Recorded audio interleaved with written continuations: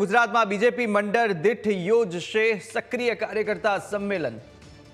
આજથી 3 દિવસ સુધી મંડળ દીઠ સંમેલન યોજાશે અને રાજ્યમાં 580 મંડળમાં કાર્યકર્તા સંમેલન યોજશે। સાંજે સોલા ખાતે સક્રિય કાર્યકર્તા સંમેલનમાં સીએમ હાજરી આપશે। ત્યારે અમદાવાદ શહેરની 16 વિધાનસભા દીઠ આ કાર્યક્રમ યોજાશે।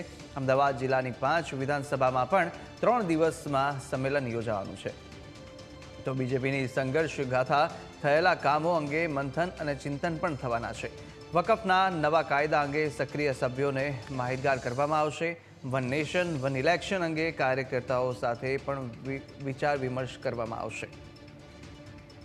વધુ વિગતો સાથે સંવાદદાતા જયેશ ઓનલાઈન પર જોડાઈ ચૂક્યા છે। જયેશ, જે રીતે બીજેપી મંડળ દીઠ સક્રિય કાર્યકર્તા સંમેલન યોજાવા જઈ રહ્યું છે અને અનેક એવા મુદ્દાઓ પર આ સંમેલનમાં ચર્ચાઓ થવાની છે, શું વિગતો સામે આવી રહી છે?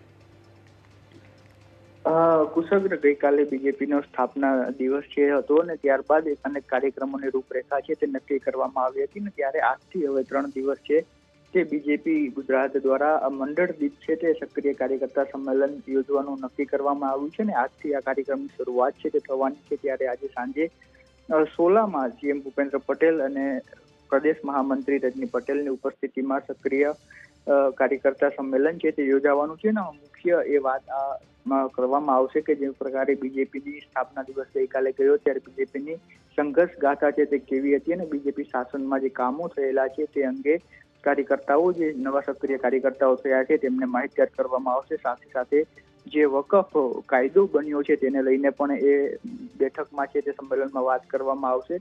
તો અન્ય કાર્યક્રમો છે વન નેશન વન ઇલેક્શન સહિતના જે તમામ મુદ્દાઓ છે તેને લઈને કાર્યકર્તાઓને માહિતી આપવામાં આવશે ને એ સક્રિય કાર્યકર્તાઓ છે તે નીચેના જે બૂથ લેવલના કાર્યકર્તાઓ છે તેમને આ માહિતી પૂરી પાડશે। એટલે જે કામો વન નેશન વન ઇલેક્શન સાથે વકફ કાયદો બન્યો છે તેને લઈને તમામ વિગતો આ સંમેલનમાં આપવામાં આવશે।